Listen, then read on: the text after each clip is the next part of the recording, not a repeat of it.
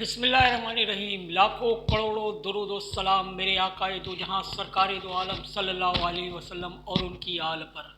मैं हूँ इफ्तिखार अहमद अंसारी और आप देख रहे हैं इस वक्त मेरा यूट्यूब चैनल। अगर मुमकिन हो तो मेरे यूट्यूब चैनल को सब्सक्राइब कीजिएगा और बेल आइकॉन दबाइएगा। साथ ही वीडियो को लाइक कर दीजिएगा ताकि मेरी हौसला अफजाई हो और आपको वीडियो देखने में भी मज़ा आएगा। और लाइक और शेयर करेंगे, कमेंट में आके अपनी राय का इजहार भी कीजिएगा। आपको खुली इजाज़त है, कमेंट का ऑप्शन खुला हुआ है, अपनी राय का इजहार कर सकते हैं। ये वीडियो कैसी लगी आप बता सकते हैं। आज का मौजू जो है वो इंतहाई अहम है। इंतहाई अहम यूँ है कि एक तो पीटीआई का पुरतशद्दुद एहतजाज और खैबर पख्तूनख्वा के अंदर गवर्नर राज लगाने की बातें हो रही है, और फिर MQM लंदन जो है उसके हवाले से कुछ खबरें हैं जो आप लोगों तक शेयर करनी है। वीडियो को लाइक ज़रूर कीजिएगा। और पहले चलते हैं पीटीआई के पुरतशद्दुद एहतजाज की तरफ। पुरतशद्दुद एहतजाज इसको यूँ कह रहा हूँ कि इस वक्त जो मुल्क की सूरत हाल है, जो पीटीआई के लोगों ने किया, रेंजर्स के जवान शहीद कर दिए, पुलिस एहलकारों को शहीद कर दिया गया, पुलिस वालों को मारा गया, ज़ख्मी कर दिया गया, तो ये बहुत ही ज़्यादा पुरतशद्दुद एहतजाज साबित हुआ। और पीटीआई तो पहली बात तो है इस पे झूठ का सहारा ले रही है। एक तो रेंजर्स पुलिस एहलकारों को शहीद करने के बाद भी वो झूठ का सहारा ले रही है। वो कहती है हमारे 200, कोई पीटीआई के कुछ रहनुमा कहते हैं कि हमारे 200 कारकुनों को शहीद कर दिया, कोई कहता है हमें 276 कारकुनों को शहीद कर दिया गया, तो कोई कहता है कि हमारे 100 से ज़ायद जो है कारकुनों को शहीद कर दिया गया, कोई कहता है 10-20 कारकुनों को शहीद कर दिया गया। अबे भाई एक जगह बैठ जाओ, पहले ये मुशावरत कर लो, ये आपस में बातें तय कर लो कि हमें झूठ कितना बोलना है। झूठ नफ़रत की सियासत को जन्म देने वाली पीटीआई जो है इस वक्त भी झूठ का सहारा ले रही है और लाशों की सियासत करना चाह रही है। लाशों की सियासत करना चाह रही है और लाशों पर सियासत कर रही है, ये नज़र आ रहा है और दुनिया इसको देख रही है। इस वक्त पाकिस्तान भी देख रहा है और लोग इस चीज़ को समझ चुके हैं। जो कल तक पीटीआई की हिमायत की बातें करते थे, जो पीटीआई के कारकुन थे, वो भी देखने में आया कि इस एहतजाज में शरीक नहीं थे, क्योंकि फ़ाइनल कॉल हमेशा मिस कॉल साबित हुई है। और अब खैबर पख्तूनख्वा में जो गवर्नर राज की बातें हो रही है, गवर्नर राज लगाने की खबरें गर्दिश कर रही है, इसके ऊपर जो खैबर पख्तूनख्वा के सीएम हैं जनाब अली अमीन गंडापुर साहब, उन्होंने बड़ा गमो और दुख और बड़े गुस्से का इजहार किया है। उन्होंने अपने एक बयान में कल ये कहा है कि अगर कोई गवर्नर राज लगाएगा तो हम ये कर देंगे, वो कर देंगे। तो ये एक सीएम जो है अली अमीन गंडापुर, जो खैबर पख्तूनख्वा के सीएम हैं, वज़ीर आला है, उन्होंने इस तरह के बयान जारी करके ये साबित कर दिया पीटीआई जो है वो एक पुरतशद्दुद जमात है जो इस वक्त मुल्क के अंदर तशद्दुद की सियासत करना चाहती है, जो मुल्क का अमन जिसको बर्दाश्त नहीं है। और न जाने ये किन के बैरूनी हाथ और बैरूनी ताकत के हाथों इस्तेमाल हो रहे हैं। तो ये चीज़ें जो है आवाम को सोचनी चाहिए कि पीटीआई की तरफ ना देखें। अब पीटीआई कोई शुरफाओं की जमात नहीं है, पीटीआई पुरतशद्दुद सियासत पर यकीन रखती है। और जो अली अमीन गंडापुर के बयान से ये बातें साबित हो गई हैं कि पीटीआई जो है वो दहशतगर्दी की सियासत चाहती है और पीटीआई पे को काला दम करार देकर उसको बैन लगाने की भी खबरें गर्दिश हो रही है। और इस पर अमल होना चाहिए, इस पर अमल होना चाहिए। पीटीआई को जो है वो बैन करना चाहिए, इसको दहशतगर्द जमात देकर काला दम करार देना चाहिए इसको। ये बातें जो थी वो आपके सामने रखी। अब चलते हैं कि इस वक्त जो कराची की बदलती हुई सियासत है उसके ऊपर बात करना इंतहाई अहम ज़रूरी है। हम तो ये भी देख रहे हैं कि इस वक्त एक जमात जो है मेरी पहचान पाकिस्तान के नाम से काम कर रही है और वो उसका स्लोगन है। ये कोई जमात नहीं है, इस वक्त ये उसने स्लोगन स्टार्ट किया है, एक शुरुआत की है मेरी पहचान पाकिस्तान के नाम से।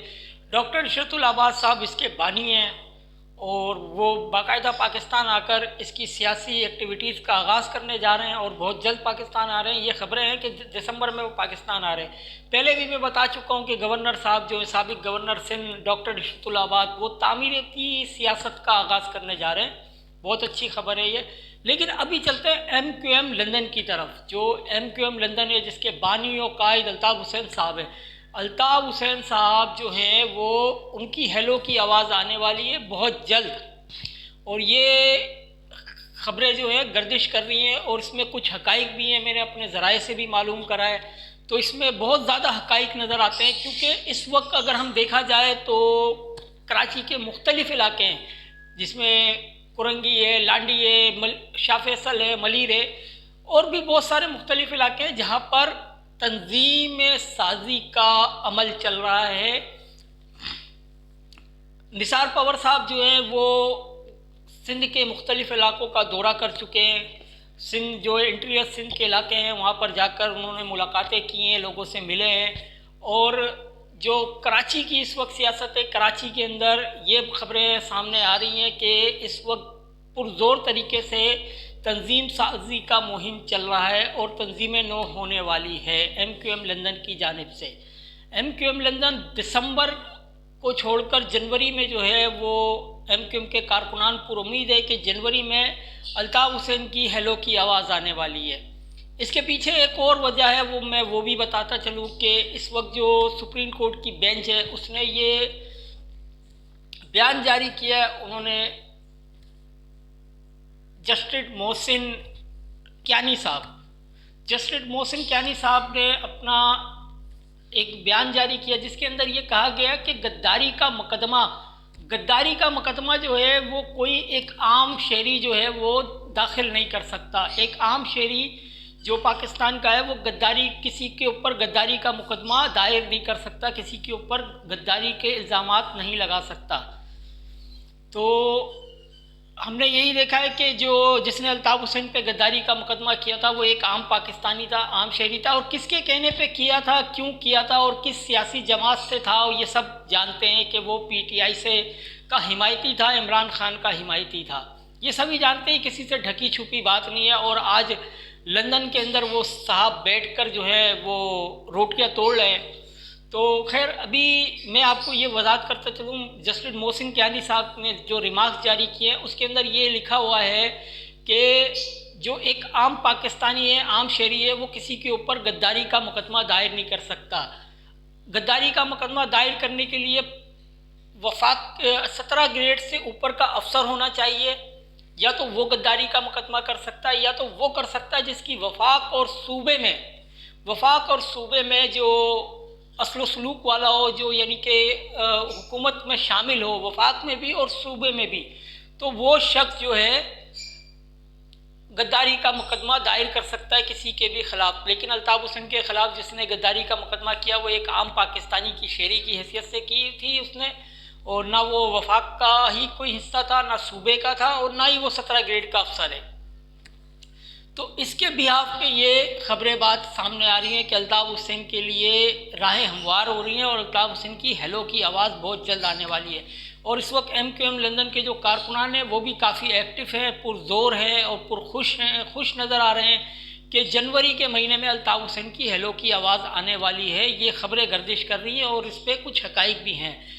और तंजीम नो होने जा रहा है, और इससे पहले भी एक तंजीम नो हुआ था अगर हम देखें तो, जिसमें मोमिन साहब को जो है वो MQM लंदन के जो एक कारकुन है मोमिन खान मोमिन, जिनको कन्वीनर बनाया गया था, उसके बाद फिर कुरंगी की लाडी के अंदर रैलियाँ निकली, कुछ नौजवान रोडों पर आए, और उसके बाद जो हुआ उससे आप वाकिफ़ हैं।